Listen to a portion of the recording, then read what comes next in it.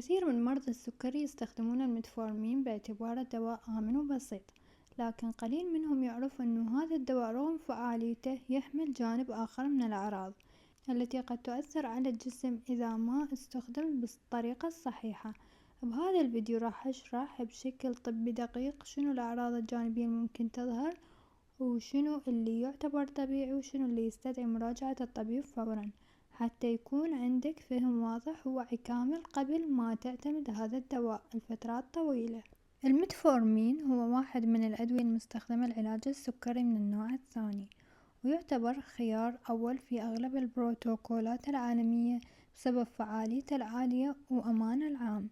لكن رغم أمانه يبقى دواء يحتاج متابعة دقيقة لأن له أضرار جانبية ممكن تظهر عند بعض المرضى، خاصة إذا كانت الجرعة عالية أو المريض ما يتناول الدواء بطريقة صحيحة. أكثر الأعراض انتشارا هي اضطرابات الجهاز الهضمي، لأن الميتفورمين يقلل امتصاص السكر من الأمعاء ويؤثر على حركة الجهاز الهضمي. لهذا بعض المرضى يعاني من مغص، إسهال، غثيان، وانزعاج بالبطن، خصوصا بالأيام الأولى من العلاج.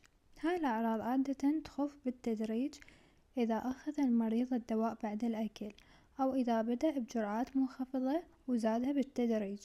بعض المرضى يحسون بفقدان الشهية أو طعم معدني مزعج بالفم. هاي الأعراض ما تعتبر خطيرة، لكنها ممكن تضايق المريض وتحتاج تعديل بطريقة الاستخدام أو تغيير التوقيت. الميتفورمين ممكن يسبب نقص فيتامين بي 12 عند الاستعمال الطويل، وهذا يأثر على الأعصاب ويسبب خدر أو تنميل خاصة بالأطراف. لهذا السبب ينصح دائما بفحص مستوى البي 12 عند مرضى السكري اللي يستخدمون الدواء لفترات طويلة أو عندهم أعراض عصبية غير واضحة السبب.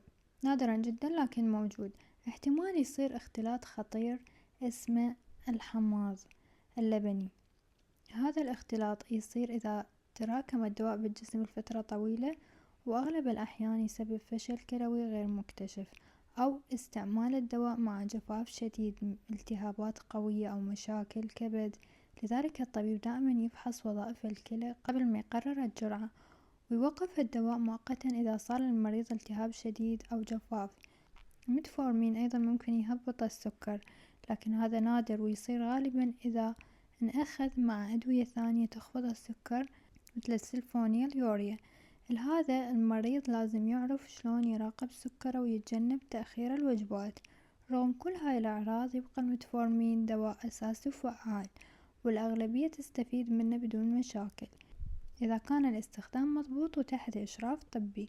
الأهم هو تقييم وظائف الكلى والكبد قبل بدء العلاج، ومتابعة أعراض الجهاز الهضمي، والانتباه لأي إحساس غير طبيعي بالأطراف ممكن يدل على نقص بي 12. بهذا الشكل يكون المريض واعي تماما للأعراض اللي ممكن تظهر، ويعرف شنو الطبيعي وشنو يحتاج المراجعة الطبيب فورا حتى يستمر بالعلاج بأمان ويحقق السيطرة المطلوبة على السكر.